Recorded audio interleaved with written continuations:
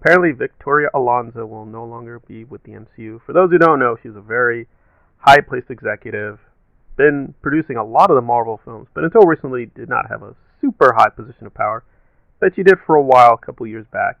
She is now officially leaving the company.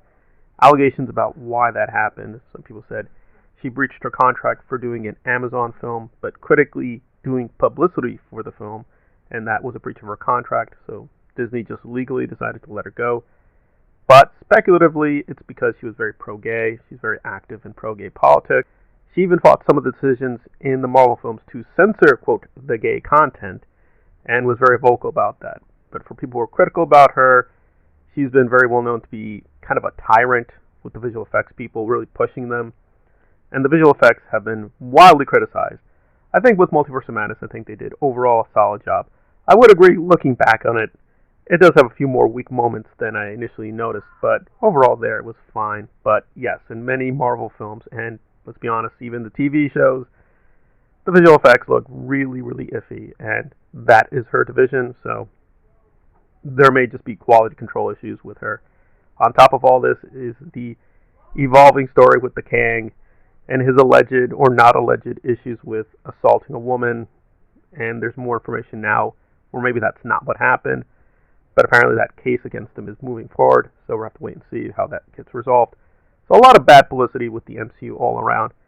But let's skip over to the DCU, where we have a little bit more information on Shazam. For those who are not aware, Shazam 2 now is probably going to lose money. I said earlier I think it was going to at least break even.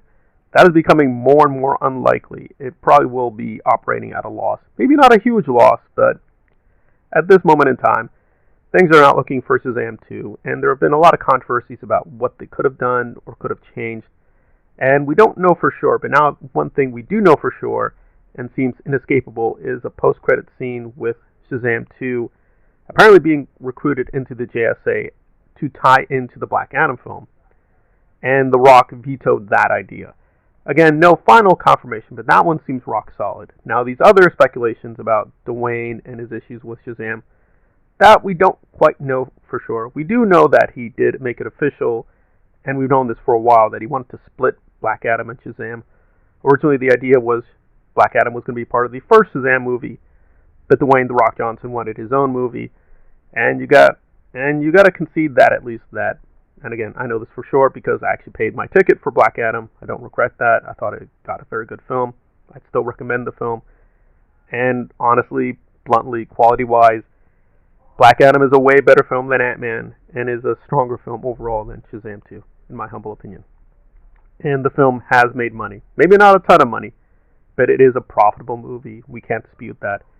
Nevertheless, the idea was to tie Shazam and Black Adam much more together earlier on, but Dwayne decided, no, we're going to separate them, and they were setting up a confrontation with Superman in a post-credits scene.